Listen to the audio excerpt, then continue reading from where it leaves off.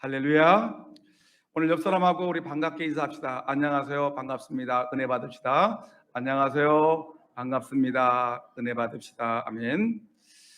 아무리 봐도 성도님은 복덩어리가 틀림이 없으십니다. 인사하세요. 아무리 봐도 성도님은 복덩어리가 틀림이 없으십니다. 사랑하고 축복합니다. 사랑하고 축복합니다. 아멘. 우리 복덩어리 성도 여러분, 여러분들을 예수님의 이름으로 사랑하고 축복합니다. 오래전에 한번 말씀드린 적이 있지만은 그 내용이 하도 신선하고 또 교훈이 되어서 다시 한번 적어왔습니다. 소설가 김훈 씨가 남한산성이라는 유명한 소설을 썼지요. 그 내용을 보면 이렇습니다. 1636년 병자년, 병자호란을 말합니다. 병자년에 12월 14일 인조는 청나라 오랑캐의 침략을 피하기 위해서 급히 남한산성으로 피신을 했습니다. 피신한 후 얼마 후에 청나라 태종은 20만 명의 군사를 이끌고 남한산성을 에워쌌습니다. 12월, 1월 무척 추운 날들이었습니다. 그곳에 머무는 47일은 가장 혹독하고 치욕적인 겨울이었습니다. 한겨울 긴급하게 피신하느라고 가져온 것이 없습니다. 먹을 것도 가진 것도 변변치 못한 임금의 행렬이었습니다. 그렇다고 남한산성의 문을 활짝 열고 오랑캐와 싸울 수도 없었습니다. 우리의 군사력은 너무나 약했기 때문에 그렇습니다. 인조는 밤을 새워서 어떻게 할까 고민을 했습니다. 종료 사직을 위해서 죽기까지 싸워야 합니다라는 이 척화파 김상원의 주장이 강했습니다. 임금님, 오랑캐와 죽기까지 싸워야 합니다라고 강조하는 것입니다.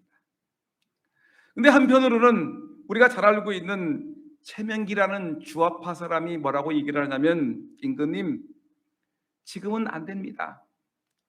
역적이라는 말을 들을지언정 항복해서 우리가 살아야 되지 않겠습니까? 살아야 우리 종료 사직이 살고, 살아야 백성이 살고, 살아야 뒷날을 도모하지 않겠습니까? 치욕적이라도 항복을 하셔야 됩니다라고 주화파 최명길이 강조하고 있습니다.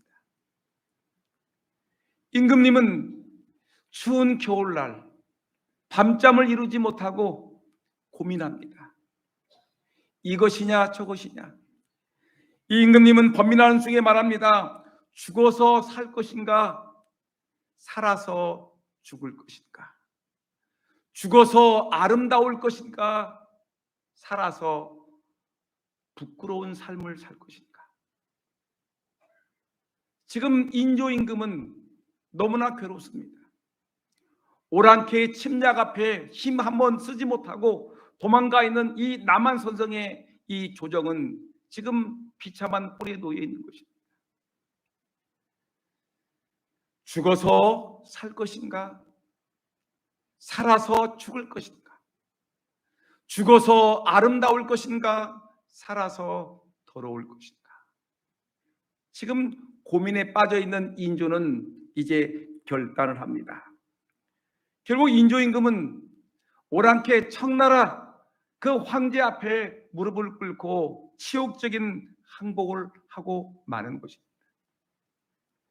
여러분 알지요? 삼배 고구두리라는 말을 기억하십니까? 이 말은 뭐냐면 임금이 적의 황제 앞에 무릎을 꿇고 3번 절합니다.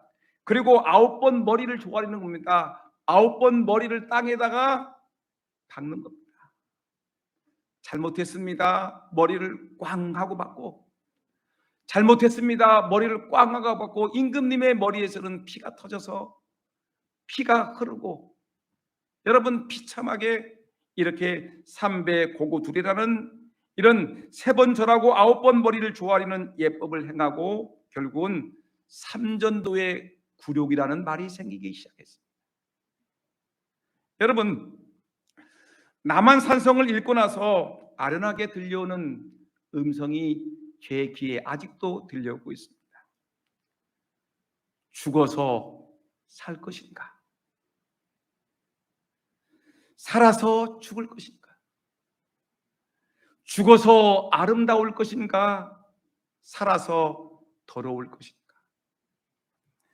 500여 년 전 청나라에 포위된 채 고민했던 인조 임금의 고뇌가 오늘 우리 삶 가운데 그대로 들려지는 것이라는 것입니다. 여러분, 인생을 살다 보게 되면 둘 중에 하나를 선택해야 될 때가 있습니다. 무서운 결단을 해야 될 때가 있는 것입니다. 척하파의 김상한처럼 죽는 한이 있어라도 대의 명분을 위해서 싸워야 됩니다. 죽기 아니면 살기 아닙니까? 싸우다가 죽읍시다라는 이런 척하파의 주장이 있는 반면에 아닙니다. 어차피 승산이 없는 싸움이라면 항복을 합시다. 살아야 되지 않겠습니까? 살아서 그 이후에 일을 도모해야 되지 않겠습니까? 주아빠 최명길의 주장이 있다는 사실을 우리는 알아야 되는 것입니다. 이것이냐 저것이냐, 살아서 버틸 것이냐, 죽어서 참으로 나름대로의 삶을 살 것인가? 여러분, 이 두 가지의 이 문제 앞에서 우리는 늘 고민하고 있는 것입니다. 우리는 대의 명분과 실리 사이에서 선택을 해야 될 때가 너무나 많습니다. 여러분, 근데 이것이 정치적인 면에서만 꼭 이것이 대의 명분과 실리 사이에서 갈등의 문제가 아니라, 여러분, 신앙생활에서도 이런 결단이 필요할 때가 너무나 많다는 것입니다. 여러분, 하나님이 기뻐하는 길이 있고요, 또 자신의 유익과 편안함을 위하는 그 신앙의 길이 있습니다. 하나님과 교회를 위한 신앙의 길이 있고요, 자기의 만족과 안위를 위한 그냥 적당하게 살아가는 그런 편안한 길이 우리에게는 놓여 있는 것입니다. 여러분, 과연 우리는 무엇을 선택해야 됩니까? 하나님 앞에서 충성하고 하나님이 잘했다 칭찬하는 일꾼의 길을 걸을 것인가, 아니면 사람들에게 좋아라는 그런 악하고 게으른 종의 길을 걸을 것인가? 우리는 깊이 생각해 보셔야 할 것입니다. 하나님이 원하시는 일꾼의 자세는 무엇입니까? 오늘 본문의 말씀을 통해서 어떤 일꾼이 주님 보시기에 귀히 여김을 받을 것인가, 주님께 칭찬받을 일꾼이 될 것인가를 오늘 이 본문의 말씀은 우리에게 분명히 말씀해 주고 있습니다. 우리는 오늘 고린도전서 15장에 있는 말씀을 우리가 상고해 봤는데, 이 고린도전서 15장의 말씀은 한마디로 말하면 부활장입니다. 예수 그리스도가 죽음 가운데 죽음을 이기고 부활하셨다. 우리는 부활을 믿는 신앙입니다. 그러면서 우리 하나님의 백성들은 부활의 신앙을 붙들고 살아가면서 날마다 예수님과 같이 십자가에서 날마다 죽고, 그리고 예수님의 그 부활 신앙을 따라서 우리는 날마다 사는 삶을 살아야 된다는 것을 우리에게 말씀하고 있는 본문의 말씀입니다. 오늘 본문에서 사도 바울은 분명하게 하나님의 교회의 일꾼은 어떤 사람이라는 걸 분명히 우리에게 말씀해 주고 있습니다. 여러분, 화면에 뜰고 있는 고린도전서 15장 31절 말씀을 한번 다 같이 한번 읽어볼까요? 다 같이 시작. 형제들아, 내가 그리스도 예수 우리 주 안에서 가진 바 너희에 대한 나의 자랑을 두고 단언하노니 나는 날마다 죽노라 라고 얘기했습니다. 사도 바울은 하나님의 교회의 일꾼의 자격이 무엇이냐, 두말할 것도 없이 단언하노니, 한마디로 요약 정리해서 말하는데, 하나님의 교회의 일꾼은 날마다 죽는 것이다. 나는 날마다 죽노라라고 사도 바울이 고백을 하고 있는 것입니다. 그러면서 고린도 교인에게도 하나님의 귀히 쓰시는 일꾼이 되기 위해서 날마다 죽어야 된다라고 우리에게 분명히 말씀하고 있는 것입니다. 오늘 이 자리에 계신 사랑하는 성도 여러분, 우리는 예수의 십자가의 죽음을 믿습니다. 예수의 십자가의 죽음뿐만 아니라 죽은 후에 3일 만에 예수님이 죽은 자 가운데서 다시 부활하시는 부활을 우리는 분명히 믿습니다. 여러분, 오늘 사도 바울은 이 얘기를 하면서 예수의 십자가의 죽음같이 나는 날마다 죽는다, 날마다 죽는다라고 말하면서 그런 말하기를 죽음 가운데 예수 안에서 다시 살 것을 우리에게 말씀하고 있는 본문의 내용인 것입니다. 여러분, 오늘 이 본문의 말씀에 이 내용에 비슷한 말씀이 있는데, 여러분들이 사도 바울이 갈라디아 교인들에게 편지 쓴 내용을 보면 갈라디아 5장 24절에 아주 비슷한 말씀이 나옵니다.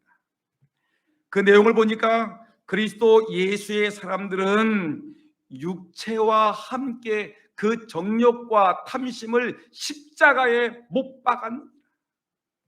예수 그리스도의 사람들은, 하나님의 교회의 일꾼들은 누구냐? 육체와 함께 그 정욕과 탐심을 십자가에 못 박은 사람이라고 분명히 우리에게 말씀하고 있는 것입니다. 여러분, 육체는 뭘 얘기합니까? 죄의 본능을 얘기합니다. 즉 육신의 욕망을 얘기합니다. 여러분, 우리 안에는 인간의 육체의 죄의 본능이 얼마나 많습니까? 육신의 욕망이 얼마나 많습니까? 날마다 우리는 예수 그리스도 안에서 십자가에 내 안에 있는 인간의 욕망과 욕심의 탐욕들을, 나의 고집과 나의 아집들을 날마다 십자가에 못 박아 죽여야 된다는 것을 우리에게 말씀하고 있는 것입니다. 그래서 우리가 날마다 죽는다라는 이 말은 뭐냐면, 날마다 주와 복음을 위해 육신의 뜻은 죽이고, 주를 위해서 나의 육신의 뜻은 죽이고 주님의 뜻을 쫓아가기 위해서 내가 죽기까지 헌신한다라는 이런 말씀이 날마다 죽는다라는 의미가 있습니다. 날마다 자기를 부인하고 날마다 자기 십자가를 진다라는 의미가 날마다 나는 죽는다라는 그런 의미를 갖고 있는 말씀인 것입니다. 여러분, 이것이 예수 안에서 사도 바울의 진정한 자랑입니다. 여러분, 어떻게 죽는 것이 자랑스러운 것입니까? 세상 사람들은 죽음에 대한 두려움이 있습니다. 세상 사람들은 죽으면 모든 것이 다 사라지는 것이고, 죽으면 모든 것이 다 끝나고 허망한 일이라고 사람들은 생각을 합니다. 세상 사람들은 그렇기 때문에 죽음은 허망한 것이고 모든 것이 사라지는 것이고 모든 것이 끝나는 것이라고 생각하기 때문에 사람들은 죽음을 두려워하지만, 그러나 우리 기독교인들은 예수의 죽으심과 부활을 믿기 때문에 죽는 것이 끝이 아니라 내가 죽으면 또 하나의 새로운 생명이 솟아나고, 내가 죽으면 또 하나님의 놀라운 역사가 일어난다는 것을 우리에게 알고 믿고 우리는 그것을 따르고 있기 때문에 우리 그리스도인들은 죽음을 두려워하지 않는 것입니다. 여러분, 오늘 이렇게 사도 바울이 단언하건대 나는 날마다 죽는다라는 이 말씀, 갈라디아 5장 24절에 주었던 그 말씀과 같이 나는 날마다 십자가에 내 육신의 정욕과 육심을 못 박는다는 이 말씀과 같이 비슷한 말씀이 또 하나 있는데, 그것이 예수님이 우리에게 주신 하나님의 말씀이 있습니다. 그것은 요한복음 12장 24절에 주시는 말씀과 같이 여러분 하늘의 미랄에 대한 말씀입니다. 여러분, 하늘의 미랄이 죽어야 많은 열매를 맺는다는 이 12장 24절의 말씀 보니까 내가 진실로 너희에게 이르노니 하늘의 밀이 땅에 떨어져 죽지 아니하면 하늘 그대로 있고 죽으면 많은 열매를 맺느니라. 예수님이 뭐라고 했냐면 진실로 그 얘기를 했습니다. 여러분, 예수님은 진실로라는 말을 쓰지 않아도 그 말씀은 뭐예요? 진리이고 진실이고 참이고 여러분 참된 하나님의 말씀인데, 예수님이 이렇게 진실로 진실로 너희에게 이르노니라고 말씀하신 것은 뭐냐면 이 말씀이 너무너무 귀중한 말씀이라는 것입니다. 이 말씀이 하나님을 따라가는 백성들이 꼭 알아야 될 생명과 같은 귀중한 가르침이기에 강조해서 주시는 말씀이라는 것을 우리에게 말씀하기 위해서 진실로 진실로 너희에게 이론이라고 얘기했습니다. 그럼 주님이 이렇게 진실로 진실로라는 말을 강조하고 또 강조하면서 말씀하신 그 내용이 뭐냐면 사도 바울이 날마다 십자가에서 자기는 죽는다라고 얘기했던 것 같이 마치 한 알의 밀알이 땅에 떨어져 죽는 것 같이 마치 이것이 사도 바울이 말했던 십자가에서 날마다 죽는 것과 한 알의 밀알이 땅에 떨어져 죽는 것과는 같은 이치임을 우리에게 말씀하고 있는 중요한 내용인 것입니다. 여러분, 정말 영광스러운 삶이 무엇입니까? 정말 복된 삶이 무엇입니까? 하나님이 기뻐하시는 삶이 무엇입니까? 여러분, 오늘 사도 바울이 우리에게 몇 번이고 얘기했던 것이 나는 예수의 십자가를 믿고 예수의 부활을 믿으니 나는 날마다 죽는다라는 이 고백과 같이 여러분, 한 알의 밀알이 땅에 떨어 죽는 것 같이 여러분, 우리가 이 땅 살아가면서 내가 한 알의 밀알이 되어서 땅에 떨어져 죽는 것이 날마다 십자가에 못 박혀 죽는 것이 이것이 성도의 최고의 삶이고 이것이 영광스러운 삶이고 이것이 하나님이 기뻐하시는 삶이라는 것을 우리에게 분명히 말씀하는 강조하는 주의 말씀인 것입니다. 여러분, 밀알이 땅에 떨어지게 되면 그 밀알은 땅에 떨어져서 죽고 죽으면 그 자리에서 새싹이 솟아나고 거기가 이제 잎이 나고 꽃이 피고 그리고 열매를 맺습니다. 그 신기한 것은 한 알의 밀알이 땅에 떨어졌는데 죽었는데 없어진 것이 아니라 놀랍게도 이것이 자라서 뭐가 되냐면 30배, 60배, 100배의 열매로 나타난다는 것입니다. 내 하나가 죽었는데 내가 죽었는데 내 가정이 살고요. 내 하나가 내 자존심을 죽이고 내 주장과 내 의견을 죽이고 내가 죽었는데 놀랍게도 우리 회사가 살고 내 교회가 살고 이 나라가 산다는 것입니다. 밀알이 하나 떨어져 죽었는데 30배, 60배, 100배의 결실을 맺는다는 것입니다. 여러분, 이것은 자연의 법칙인 동시에 이것은 인간 삶의 인생의 법칙이고요. 이것은 신앙의 법칙이라는 것을 성경은 우리에게 말씀하고 있는 것입니다. 한 알의 밀알이 땅속에 심겨지지 않고 그대로 있으면 한 알 그대로 있지만 아무런 가치도 생산도 내지 못하지만 그러나 한 알의 밀알이 땅에 떨어져 죽으면 30배, 60배, 100배의 결실을 맺는 것이다. 날마다 죽는 것이 옳은 것이니다라고 우리에게 분명히 말씀하고 있는 것입니다. 사랑하는 우리 복덩어리, 우리 금산장로의 성도 여러분, 정말 존경하는 사랑하는 우리 성도 여러분, 한 알의 밀이 많은 열매를 맺기 위해서는 죽지 않으면 안 됩니다. 한 알의 밀이 땅에 떨어져서 죽어야 새싹이 나오고요, 하늘의 씨가 썩어지면 엄청난 열매를 맺는 것입니다. 그래서 참고 자료를 보니까 뭐라고 얘기했냐면 이렇게 얘기했습니다. 이렇게 밀이 실제로 농부가 밭에다가 밀 2대를 심으면 나중에 가을에 어떻게 되냐면 67대를 거둡니다. 30배 이상을 거두게 됩니다. 그리고 귀리를 3대를 심으면 79대를 거둔다고 기록되어 있습니다. 여러분, 엄청나게 열매를 맺는 것이죠. 나는 하나를 심었는데 요 하나에서 30개가 나오고 60개가 나오고 100개가 나오고, 나는 사랑 하나를 심었는데 사랑이 여기저기서 30개, 60개, 100개가 나오고, 내가 기도를 심었는데 기도가 여기저기서 터져나와서 이 온 교회가 기도의 공동체가 되고, 내가 하나님의 말씀을 심었는데 이 말씀이 온 땅에 퍼져서 여러분 온 교회가 말씀의 교회가 되고, 여러분 너무 귀하지 않습니까? 하늘의 밀이 땅에 떨어져 죽지 아니하면 그대로 있지만 하늘의 밀알이 땅에 떨어져 죽으면 많은 열매를 맺느니라. 여러분 이것이 바로 예수님의 가르침이요 예수님의 삶이었습니다. 예수님은 이 땅에 무엇으로 오셨습니까? 죽기 위해서 오셨습니다.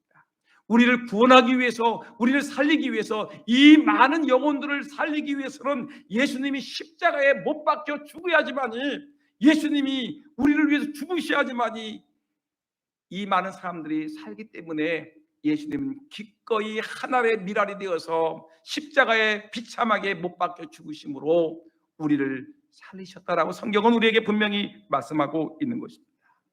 예수님의 십자가에 죽으시면, 여러분 예수님의 십자가에 죽으시면 이건 자연의 법칙이면서도 인생의 법칙이며 이것은 신앙의 법칙임을 우리에게 분명히 말씀하고 있는 것입니다.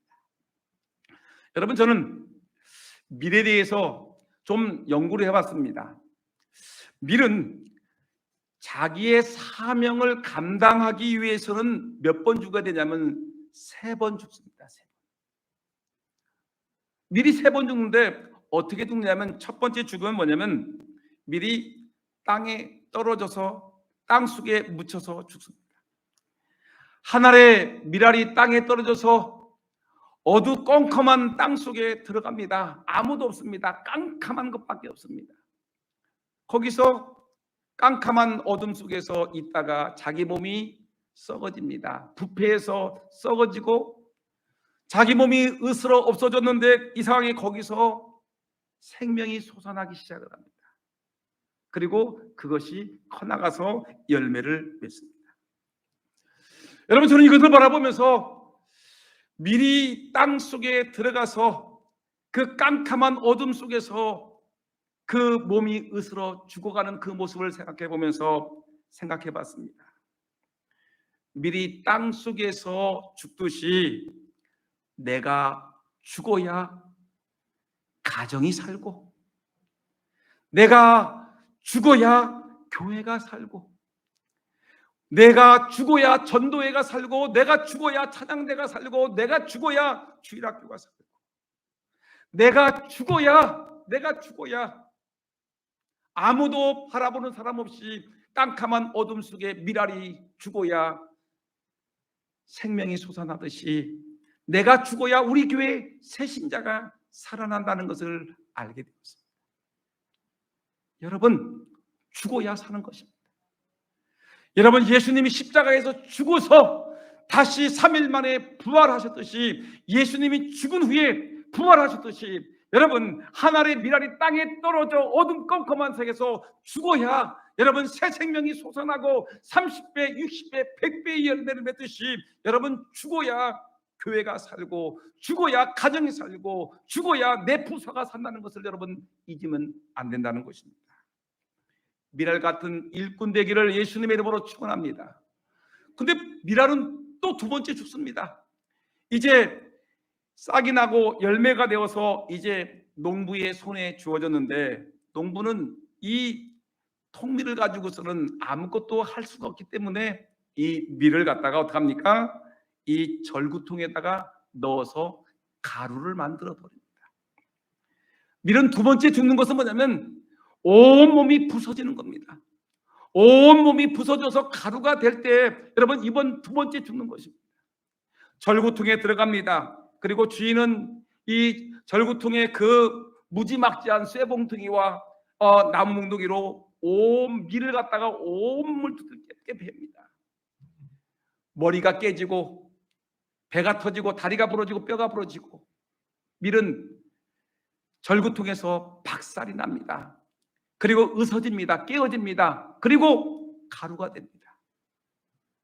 맷돌에 들어갑니다. 맷돌에 들어가가지고 이 통밀이 맷돌에 들어가가지고 윗짝 아래짝이 돌리는 그런 와중 속에서 깨지고 으서지고 박살이 나서 결국은 뭐가 되냐면 한 줌의 밀가루로 나오는 것입니다. 여러분 가루가 된다는 거, 여러분 이거 귀한 것입니다. 여러분 음식을 만들어 먹을 때 이 가루가 되지 않으면 우리가 아무것도 할 수가 없습니다. 여러분 이 가루는 영적인 굉장히 의미가 있지요. 가루는 소리가 나지 않습니다. 여러분 제가 가져왔습니다. 이것은 이 안에는 껌이 들었습니다. 근데 이것은 제가 목이 아플 때 먹는 용각산입니다. 용각산은 소리가 나지 않습니다. 여러분 보세요. 살아있는 것은, 아직도 내 몸이 깨어지지 않은 것은 여기 몇 개 안 들었어요. 몇 개 안 들었음에도 불구하고 소리가 돋아납니다. 여러분, 죽지 않으면, 내 의견이 나타나면 소란나요. 내 주장이 있으면 소란해요. 내 의견, 내 뜻, 내 주장을 막 펼치다 보게 되면 자꾸만 교회 안에가 소란합니다. 가정이 시끄럽습니다. 부인이 소리 지르고, 남편이 소리 지르고, 아들, 딸들이 소리 지르고 시끄럽습니다. 그런데 여러분, 죽었어요. 미랄이 죽어서, 하늘의 미랄이 죽어서 이제 절구통에 으깨지고 맷돌에 으깨져서 고운 가루가 되었더니 여기에 가루가 가득 찼음에도 불구하고 아무리 흔들어도 소리가 나지 않습니다. 용각산은 소리가 나지 않습니다. 여러분, 죽은 사람은 소리가 나지 않습니다. 살아있는 사람, 내 주장, 내 뜻을 외치고 싶은 사람들은 소리를 냅니다. 결국은 시끄럽습니다. 결국은 갈등이 발생합니다. 결국은 너 죽고 나 죽자라는 결투가 벌어지게 됩니다. 여러분, 죽어야 사는 것입니다. 날마다 나는 죽는다. 단언하건대, 두말할 것도 없이 나는 단언하건대 나는 날마다 죽는다. 가루가 된다는 얘기입니다. 세 번째, 여러분, 이 미리 세 번째 죽는 것이 있는데 그 세 번째 죽는 것은 뭐냐면 이 고운 가루가 어디에 들어갑니까? 불 속에 들어갑니다. 뜨거운 불 속에 들어가가지고 아주 푹 익혀가지고 여러분 음식이 만들어지는 것입니다. 가루를 가지고 푹 익혀서 밀가루를 만들어서 칼국수를 해먹기도 하고요. 여러분, 이 가루 가지고 떡을 만들어 먹을 수도 있고요. 이거를 가루가 푹 익혀가지고 불 속에 내서 푹 익혀가지고 여러분 아주 내가 좋아하는 음식을 만들어 먹을 수가 있습니다. 근데 문제는 내가 그 불 속에 들어가서 푹 익어야 되는데 덜 익은 것이 문제가 되는 거죠. 이리저리 뒤집혀서 잘 익혀야 하고 골고루 익혀야 되는데 한편은 익었고 한편은 안 익으면 이거 심각한 문제가 되지 않겠습니까? 여러분 보세요. 교회에서 기도는 잘 하는데 봉사는 빵점이에요. 기도 부분은 잘 익었는데 봉사, 충성, 헌신 부분은 안 익었어. 빵점이에요. 헌금은 잘하는데 교회 예배는 시원찮아. 여러분, 이거 문제가 있지 않겠습니까? 교회 출석은 열심히 하는데 봉사 활동은 전혀 하지 않아. 여기 안에 몇몇 사람들이 그런 사람들이 있어. 주일날 예배는 열심히 하는데 교회 봉사는 빵점이에요. 여러분, 한번 생각해 보셔야 됩니다. 내가 모든 분야에서 다 죽여야 되는 겁니다. 예배도 내가 예배 생활 잘 드리는 거 죽는 것이지요. 푹 읽는 것이지요. 여러분, 성경 지식도 우리가 알아야 되고 찬송도 해야 되고요. 기도도 해야 되고요. 전도도 해야 되고요. 교회 봉사도 해야 되고요. 헌금도 해야 되는 건데 여러분, 이 모든 분야에서 내가 죽어야 되는 겁니다. 내가 푹 불에 들어가서 성령의 불에 푹 들어가서 여러분 성령의 불로 온 부분들이 완전히 내가 익혀져야, 골고루 익혀져야, 잘 익어져야 여러분 하나님 앞에 쓰임받는 일꾼이 된다는 사실을 잊어서는 안 될 것입니다. 교회는 잘 나오는 충성스러운 예배 잘 참석하는 봉사자 일꾼인데 하나님 앞에 충성 봉사는 아무것도 없어. 여러분, 안 익었지요?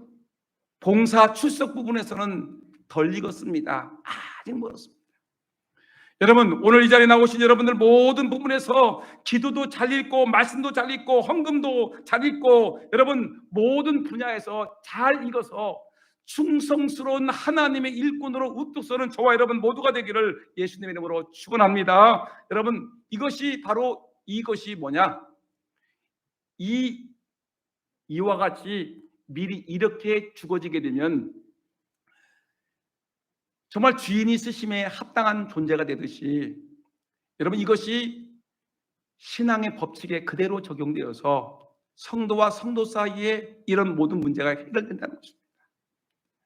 여러분, 내가 죽으면 상대방이 행복해지고 상대방이 살아난다는 것을 알고 계십니까? 남편과 아내가 날마다 부부싸움을 합니다. 여러분, 근데 남편이 잔소리가 갈 때 아내가 나 죽었어 하고 가만히 있으면 여러분 그 가정은 살아납니다. 아내가 바가지를 긁어댈 때 남편이 나 죽었어 하고 가만히 엎드려 있으면 그 가정은 살아납니다. 근데 둘 다 소리를 지르기 시작하게 되면 그것은 그 가정은 끝이 나는 것입니다. 교인과 교인 사이도 마찬가지입니다. 성도와 성도 사이도 마찬가지입니다. 여러분, 내 자존심을 내세우고 내 주장과 내 의견을, 내 교만함을 여러분 내세우면서 상대방을 윽박지릅니다. 여러분, 그러면 어떻게 됩니까? 서로 간에 상처가 나겠죠. 찌르고 다치고 아프고 상처투성이의 몰골로 나타나겠지요.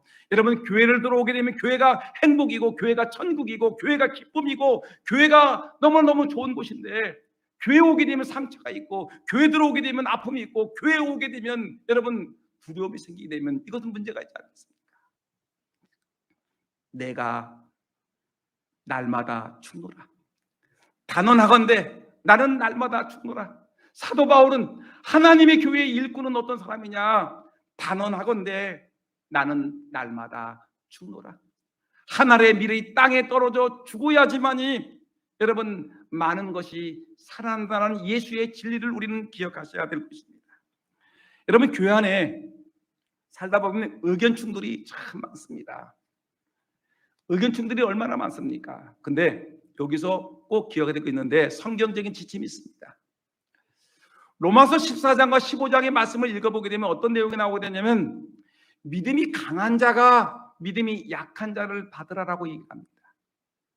이 말은 어떤 말이냐면 교회 안에서 믿음이 좋은 사람이 있어요. 근데 교회 안에는 믿음이 조금 부족한 사람도 있습니다. 믿음이 좋은 사람, 믿음이 약한 사람이 있는데, 근데 믿음이 좋은 사람과 믿음이 약한 사람의 차이점이 뭐냐면 자기 주장을 끝까지 외치는 거예요. 끝까지. 진리의 얘기가 아닙니다. 진리의 얘기가 아니라 얼마든지 융통성 있게 받아들일 수 있는 내용인데 자기 주장을 죽기 아니면 살기식으로 주장을 얘기해. 그리고 주장을 얘기하다가 상대방 서로 얘기를 설득하고 막 그럴 거 아닙니까? 근데 나중에 얘기를 실컷 하고도 도저히 타협점이 발견되지 않을 때에 예, 제가 양보하겠습니다. 성도님 그렇게 하시죠? 그것도 괜찮겠네요. 그래, 그렇게 하시면 좋을 것 같습니다. 그래, 제가 양보하겠습니다. 성도님의 말씀대로 하겠습니다 하고 이렇게 양보하고 이 믿음이 약한 사람의 말을 들어주는 사람이 뭐냐면 믿음이 강한 사람이에요. 근데 끝까지 내가 옳습니다. 내 말대로 해야 됩니다. 안 하면 죽습니다 하면서 끝까지 자기 주장을 외치는 사람은 뭐냐면 믿음이 약한 사람입니다. 로마서 14장 15장의 말씀을 읽어보세요. 믿음이 강한 자는 믿음이 약한 자를 받으라, 용납하라, 수용하라, 포용하라. 여러분, 진리가 아닌 이상 우리는 어떤 문제에 만났을 때 그것을 용납하고 인정하고 감싸주고 받아들이는 사람, 날마다 나는 내 자존심과 내 주장과 내 뜻과 내 의견은 날마다 나는 죽습니다라는 사람이 진짜 하나님의 교회의 일꾼이라는 사실을 여러분 믿으시기를 주의 이름으로 축원합니다. 큰 소리 치는 사람이 믿음 좋은 사람이 아니고 수용하고 감싸주고 받아주는 사람이 진짜 하나님의 교회의 일꾼이라는 사실입니다. 저는 이제 말씀을 마치려고 합니다. 이제 말씀 마치는데 여러분, 교회는 어느 교회에 가든지 간에 명품 일꾼이 있어요. 어떤 교회를 가든지 엉터리 같은 짝퉁 교인이 있어요. 여러분, 지난주에 말씀드렸죠. 명품 성도가 좋습니까? 짝퉁이 좋습니까? 주님께 착하고 충성된 종이라 인정받는 일꾼이 좋습니까? 악하고 게으른 종이라는 그런 말을 들으면 좋겠습니까? 어느 교회 가든지 여러분 명품 성도가 있고 짝퉁 성도가 있는데 오늘 제가 찾아온 내용은 짝퉁 성도에 대한 내용인데, 제가 보니까 이 말씀을 준비하면서 보니까 우리 교회 교인들은 없어요. 근데 저 어느 교회 얘기인데 한번 들어봅시다. 혹시 우리 교회에 있을지도 모르니까 한번 내가 그렇지 않은가 한번 생각해 보세요. 첫째, 짝퉁 일꾼의 첫 번째 모습은 뭐냐면 달구지 같은 교인. 달구지 알지요? 소달구지. 뒤에서 밀어줘야지. 예배 시간에 나와주세요라고 끌어주고 밀어줘야지. 그래, 한번 교회 한번 가볼까? 교회 봉사 좀 나와주세요라고 얘기를 해야지만이, 밀어주고 끌어줘야지만이 교회 한번 나가서 봉사 한번 해볼까? 오늘 기도회가 있다는데 구역장님 교사들이 계속해서 전화해야지만 그때서야 한번 나와볼까? 여러분, 달구지 같은 교인, 짝퉁입니다. 두 번째, 연 같은 교인이 있어요. 여러분, 연이 하늘 높이 날기 위해서 뭐가 있어야 돼? 줄이 있어야 되죠. 줄이 쭉 있어야 되는데, 근데 이 끈을 붙들고 있으면 호롤호롤 잘 날아다니는데, 근데 이 주인이 좀 바빠서 좀 전화도 하지 못했어요. 끈을 못 잡았어. 전화도 못하고 안부도 전화도 안부도 묻지 못하고 조금 소홀히 했더니 언제 없어져 버렸어. 그렇게 관리하고 전화하고 붙들고 사랑한다, 밥 먹자, 점심 먹자 해가지고 밥 사주고 그럴 때는, 끈을 붙들고 있을 때는 그렇게 잘 나오더니 끈이 놓쳐지니까 잠깐 한눈 파는 사이에 없어져 버렸어. 연 같은 교인, 짝퉁입니다. 여러분, 고양이 같은 교인이 있어요. 고양이가 주인에게 사랑받기 위해서 어떻게 합니까? 막 아양을 떨죠. 근데 이 고양이는 어떠냐면 줄고 먹을 것을 주고 토닥토닥 거려야지. 머리 쓰다듬어 주고 목덜미 쓰다듬어 주고 등짝 쓰다주면 고양이는 좋아라, 야옹 야옹 야옹 그러는데, 여러분, 이거 안 하면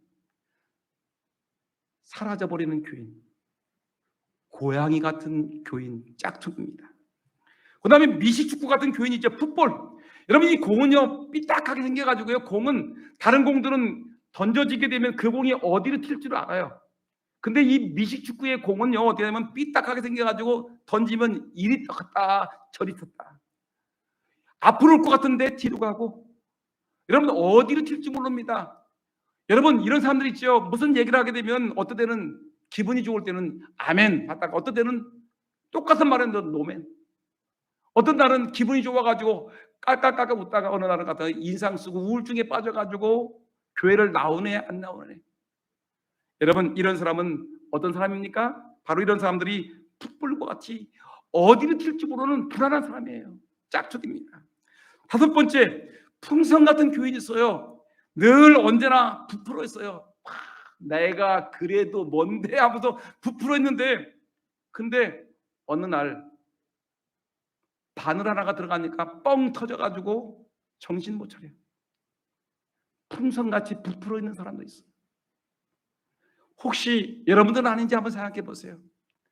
내가 그래도 내가 뭔데, 내가 우리 교회 수십 년을 다녔는데, 내가 우리 교회에서 내가 직분자인데 하면서 풍선같이 있다가 언제 폭발할지 모르는 사람들, 여러분, 이런 사람을 풍선 같은 교인이라고 합니다. 짝퉁.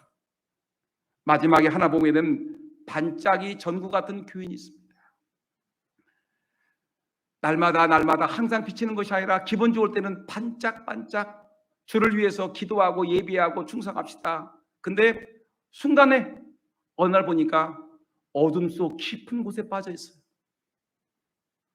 기도도 안 하고 예배도 않고 봉사도 않고 충성도 하지 않는 어둠의 깊은 늪에 빠져 있는 사람이 있습니다.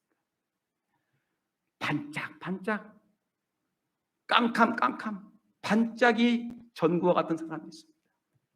여러분, 성경은 이런 사람을 얘기하지 않습니다. 여러분, 성경에서 말하고 있는 정말 주님이 귀하게 쓰시는 하나님의 일꾼은 누구냐?